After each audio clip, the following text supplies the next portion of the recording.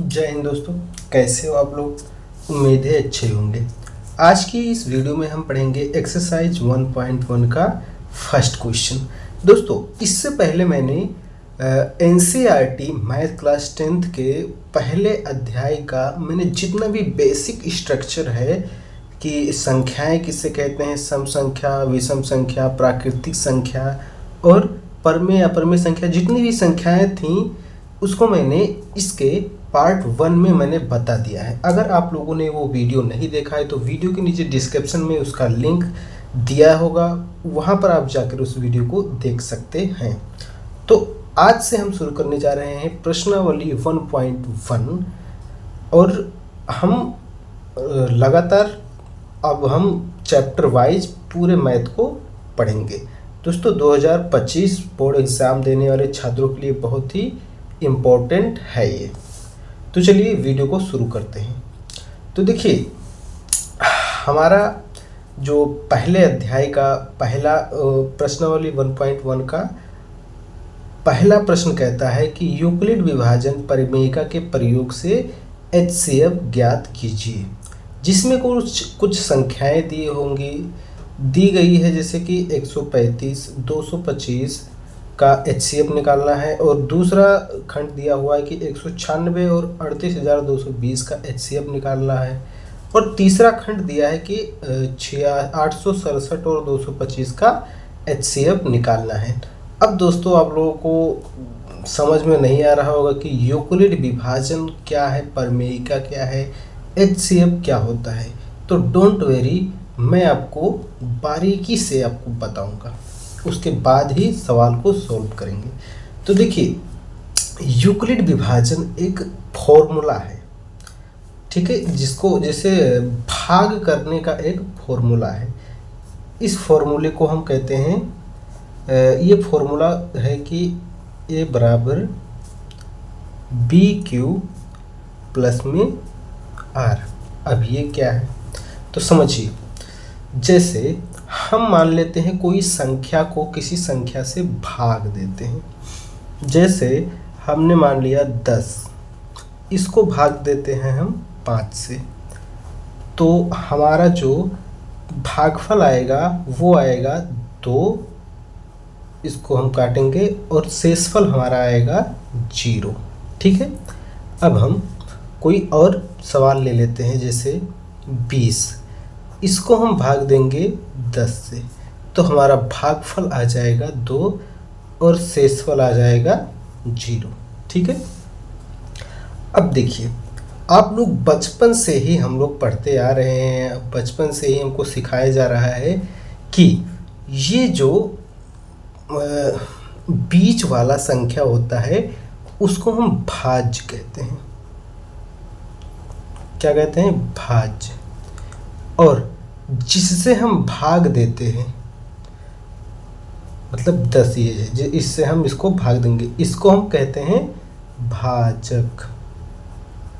क्या कहेंगे? भाजक। और इन दोनों को भाग करने पर जो परिणाम आएगा उसको हम भागफल कहते हैं।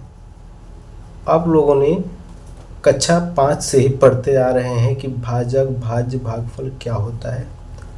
इसको क्या कहेंगे? भागफल। और जो सबसे नीचे होगा उसको हम शेषफल कहते हैं।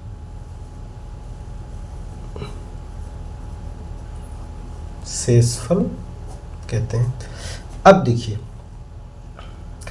अब आप लोग याद कीजिए, बचपन में आप लोगों को ये भी बताया जाता था कि आपका ये सवाल गलत है या सही है, इसको चेक भी कर सकते हैं।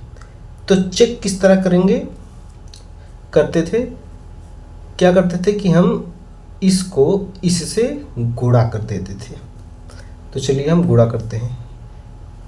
10 गुणे, मतलब भाजक को भागफल से गुणा कर देते थे, उसके बाद शेषफल को जोड़ देते थे। जो भी जितना भी संख्या आता था, अगर वो भाज्य के बराबर हो जाता था तो क्या हो जाता था? सवाल सही होता था, नहीं तो वो गलत माना जाता था। तो हम क्या करते थे? भाजक को भागफल से गुणा करेंगे। तो भाजक हमारा 10 है, भागफल 2 है, प्लस शेषफल हमारा 0 है, बराबर में ये कितना आएगा 10 दूनी 20, 0 को वैसे ही जोड़ देंगे, 10 दूनी 20। अब देखिए हमारा जो उत्तर आया वो 20 आया और इसका भाज्य भी 20 है, मतलब ये सवाल क्या है, सही है। लेकिन अब समझिए हम क्या कर सकते हैं कि भाज्य को a लिख सकते हैं। क्या लिख सकते हैं, a लिख सकते हैं, और भाजक को क्या लिख सकते हैं, b लिख सकते हैं, और जो भागफल है उसको क्या लिख सकते हैं हम, क्यों लिख सकते हैं, और शेषफल को हम r लिख सकते हैं। ठीक है, अब देखिए हमने भाजक को b लिख दिया, भाज्य को a लिख दिया, और भागफल को q लिख दिया, और शेषफल को r लिख दिया। अब बताइए हमने यहाँ पर इसको चेक करने के लिए जोड़ा था 10 गुणे 2 प्लस 0 बराबर 20, यानी ये भाज्य के बराबर है। तो हम ऐसा भी तो लिख सकते हैं कि 20 बराबर होता है, 20 बराबर कितना होता है, इतना होता है, यानी 10 गुणे 2 प्लस में 0। अरे भाई या तो इसको जोड़कर इतना ला दो या फिर इतना बराबर इसको जोड़ दो, बात एक ही पड़ेगा ना। तो इसको क्या लिख सकते हैं हम, 20 बराबर 10 गुणे 2 प्लस 0। अब देखिए 20 हमारा क्या है, भाज्य है, और भाज्य को हम और क्या लिख सकते हैं, a लिख सकते हैं। तो a देखिए a लिख दिए, बराबर है तो बराबर लिख दिए। अब देखिए 10 हमारा क्या है, भाजक, और भाजक को हम क्या लिख सकते हैं, b लिख सकते हैं। तो हमने b लिख दिया, उसके बाद गुणा है तो गुणा लिख दिया। अब देखिए 2 हमारा क्या है, भागफल, 2 हमारा क्या है, भागफल, और भागफल को हम क्या लिख सकते हैं, q लिख सकते हैं। तो हमने लिख दिया q, प्लस में 0 हमारा क्या है, शेषफल, और शेषफल को हम क्या लिख सकते हैं, r लिख सकते हैं। तो ये हो जाएगा r। ये देखिए ये बन गया हमारा फॉर्मूला, a बराबर बी क्यू प्लस r। समझ में आ गया। अब इसी फॉर्मूले के अनुसार हम सारे सवाल को सॉल्व करेंगे। ठीक है, एक बार फिर से देख लिए, a हमने लिख दिया भाज्य, भाज्य हमारा 20 है, इसलिए भाज्य बराबर हमने क्या लिख दिया, a, और b भाजक, भाजक हमारा 10 है तो हमने 10 की जगह पर b लिख दिया, और भागफल, भागफल हमारा 2 है तो 2 की जगह पर हमने q लिख दिया, और शेषफल हमारा क्या है, 0 है तो 0 की जगह पर हमने ये r लिख दिया। ये हमारा फॉर्मूला बन गया। लेकिन अब आपको एक बात और ध्यान रखना है कि ये जो शेषफल होता है ये कभी भी भाजक से बड़ा नहीं होता है। मतलब ये जो 0 आया है ये 10 से बड़ा नहीं हो सकता, 10 से हमेशा छोटा ही रहेगा। तो हम क्या लिख सकते हैं कि b क्या होता है, बड़ा होता है r से। b क्या होता है, बड़ा होता है r से, लेकिन r कभी भी नहीं बड़ा होता है b से। ठीक है, इतना समझ लीजिए। तो चलिए अब हम इस एक्सरसाइज को शुरू करते हैं। अब देखिए हमारा एक्सरसाइज कहता है कि यूक्लिड विभाजन परिमेय का प्रयोग करके HCF ज्ञात कीजिए। हमारा पहला HCF ज्ञात करना है 135 और 225 का। तो हम क्या करेंगे, लिख देंगे 135 और 225।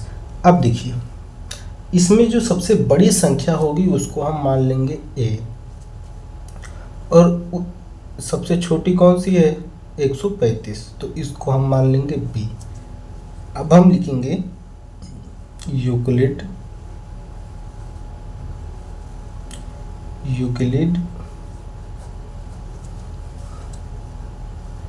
विभाजन प्रमेयिका से,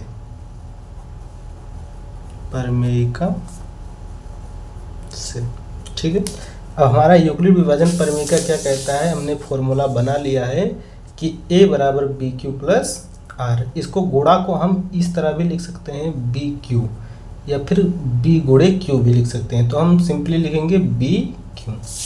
तो हमारा युगल विभाजन परिमेय कहता है कि a बराबर बी क्यू प्लस में आर, ठीक है, जहाँ पर r इज इक्वल टू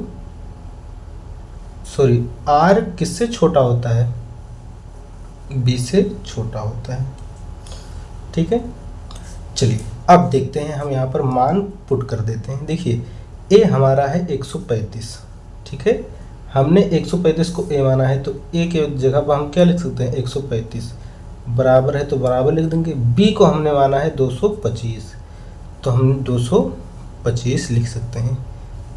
अब गुणे में क्यों की जगह पर क्या लिखेंगे, क्यों हमें पता ही नहीं है, तो क्यों को हमें निकालना पड़ेगा, पता करना पड़ेगा।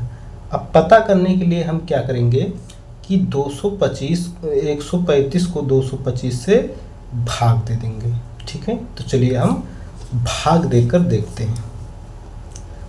225 भागे 135, ये कितनी बार में जाएगा, एक बार में जाएगा। 135 से कम 135, ये हो जाएगा 0, और यहाँ से एक हासिल आएगा 12, 12 में 3 जाएगा 9, और 1 से 1 बचेगा 0 बचेगा। अब देखिए हमारा जो भागफल आया वो आया 1 और शेषफल आया 90। लेकिन इस सवाल को हमें तब तक सोल्व करना है जब तक कि ये शेषफल 0 न आ जाए।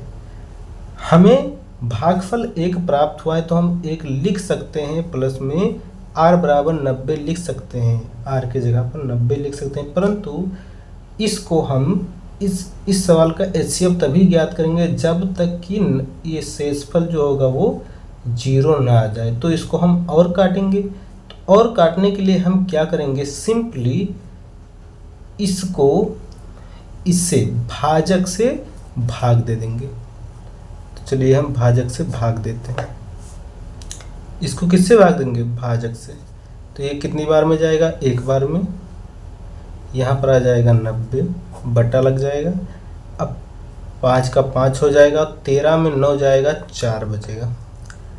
अब देखिए फिर भी ये 0 नहीं आया, फिर भी कितना आया, 0 नहीं आया। हमने क्या किया कि 135 को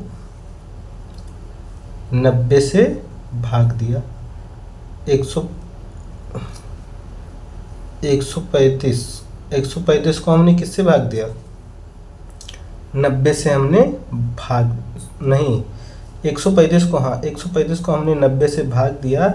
हमारा जो शेषफल आया वो 1 आया, और जो हमारा भागफल 1 आया और शेषफल आया 45। लेकिन हमें इसको जब तक काटना है जब तक कि 0 ना आ जाए। तो अब हमें क्या करना है कि इसको पुनः 90 से भाग देना है। तो चलिए हम 90 से भाग दे देते हैं। 45 को किससे भाग देंगे, 90 को किससे भाग देंगे, 45 से। तो ये 45 कितनी बार में जाएगा, 2 बार में। ये हो जाएगा 90। अब देखिए हमारा शेषफल 0 आ गया, ठीक है। अब हम क्या करेंगे कि जहाँ शेषफल 0 आएगा उसी का भाजक क्या हो जाएगा, हमारा HCF हो जाएगा, ठीक है। जिस भी संख्या से काटने पर शेषफल 0 आएगा उसी संख्या को हम क्या कहेंगे, HCF होगा। तो हम क्या लिख सकते हैं कि 135 और 225 का HCF बराबर कितना होगा, HCF बराबर कितना होगा, 45। दैट इज आंसर, ठीक है।